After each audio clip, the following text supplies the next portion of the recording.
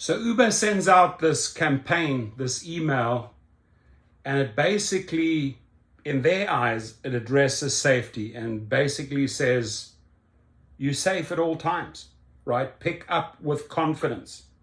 Look, we want to pick up with confidence. We want to confidently know that the individual in our car has been at least checked or vetted, right? And you've got to ask yourself, why do they send this out and try to reassure drivers? Because too many females and males are simply too afraid to get back into the car because nothing is being done about safety. So here they say, our guidelines, tools, and rider verification. I have not seen any type of rider verification. I've heard them talk about it, but there is nothing there that leads to a verified rider. They say their rider verification process can help you feel confident at every pickup. Again, I'm not sure that everyone is confident at every pickup. Right? And I'm not speaking on behalf of every driver. I'm reading the comments. I'm seeing what's going on in the news every single day. I see drivers turn to the media to call out Uber, hey, you need to address safety. So I find it quite astounding, quite a cheek that they would send out something like this when they've absolutely done nothing, right? And because safety is one of the biggest parts of my channel, you bet I'm going to scrutinize this east to west, north to south, to make sure it has some validity, and it just does not sit well with me. How we verify riders. Credit card info, as they say. When riders add a credit card as a payment method, they're asked to confirm their billing information associated with it.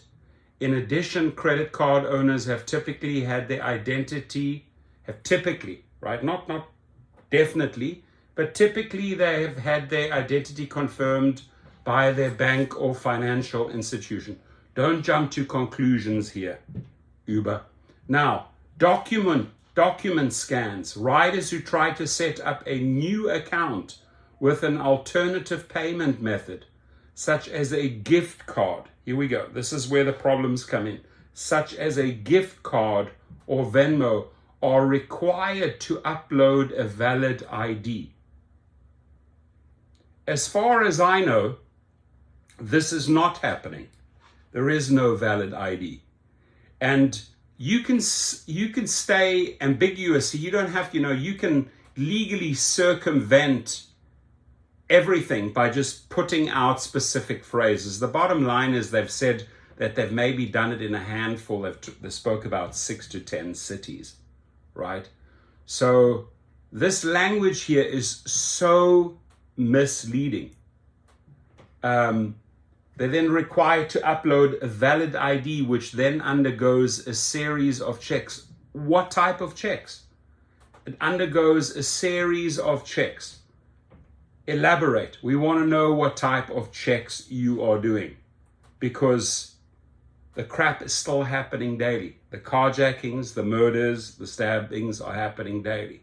So if you're sending out an email saying that we should be confident getting into our cars and that the system is tight, why then are these things happening daily?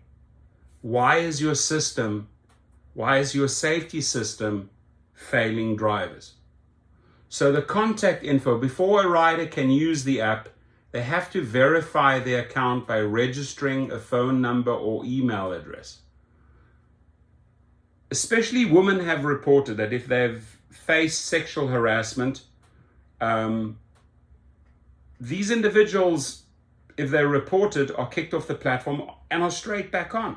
So you can use anyone's phone number, you can create 100 emails, you're back on. All it takes is one gift card, one phone number, one email, and you're back on, right? Our community guidelines, everyone using the Uber apps is expected. We're not saying they have to, but is expected to follow our community guidelines, which we put in place to help every experience feel safe, respectful, and positive. Anyone who doesn't follow our guidelines risks losing access to the platform, right? Help us hold riders accountable. That's not our job. It is your job, Uber, to hold riders accountable. It is your job to verify them properly, to keep them safe, right? We're performing the duty, which is driving from A to B with the rider that you've matched with us. According to you, we're an independent contractor. We should be able to decline them or decline a specific area that we don't feel safe driving into. But then we get penalized, right? And why is it up to us to hold riders accountable? A rider may lose access to their account if they don't follow the community guidelines or if their rating falls below a certain level. Yes, I've seen riders lose their account, but at the same time, I've seen them get back on. So I've had riders boast how easy it is to get back on the platform, right? And that low ratings don't mean anything. Many people have reported this. If you ever feel unsafe or experience harassment or discrimination of any kind while using Uber, please report it in the app. With your feedback, we can take appropriate action to help ensure every ride feels safe. I'm sorry, I am just not buying this crock of shit. I really am not, right? It's pretty, it's designed well. There's some catchy slogans in here, pick up with confidence, right? But how can we feel confident at every pickup when what you say here is actually not performed by Uber, right? Especially when it comes to verification, especially when it comes to gift cards, especially when it's so easy to create multiple accounts.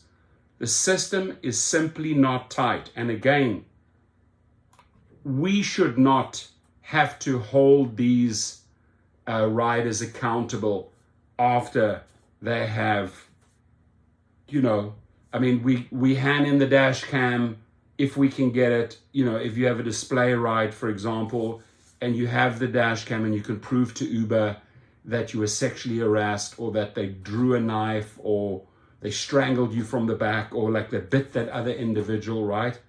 It is your job to hold these people accountable. It is your job to make sure we are matched with riders that do not have super shady backgrounds, right?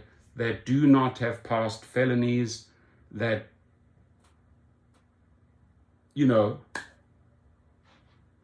whatever the history is.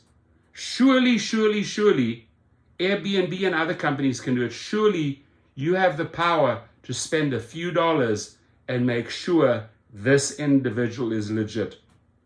I still see riders with fake names, made up names, ghetto boy, slut the other day, right? I still see countless profiles that don't have photos. I still hear from riders that it is so easy to get on the platform, and if kicked off, it is so easy to get back on. So everything here that you're putting on this megaphone is just literally crap flying out of this microphone, as far as I'm concerned. And again, please comment. What do you think about this message that was sent out? Please stay safe, everyone. Get yourself a dash cam. The best on the market is an N4. If you want to go one better, at $20 a month, display right. This is where the footage is uploaded, right, from just above here directly into the cloud. So if you have a rider that has bad intentions or has circumvented these safety methods that they say they have in place, then at least you have them captured and stored in the cloud. Be safe, everyone. Get your pepper spray, get whatever it takes. If you feel the need to arm yourself or go out and do some shooting lessons, this is your life. They don't control it, you control it. I say safety over everything. If you don't have the safety, you're not going to make the money. If you don't have the safety, you're not going to enjoy your job. If you don't have the safety, perhaps one day, like the mother that had 4 kids, you don't come home, right? So whatever it takes, dash cams, firearms, take care of yourselves. Because to this very day, I still believe that both Uber, Lyft, and other companies are failing you when it comes to safety. Be well.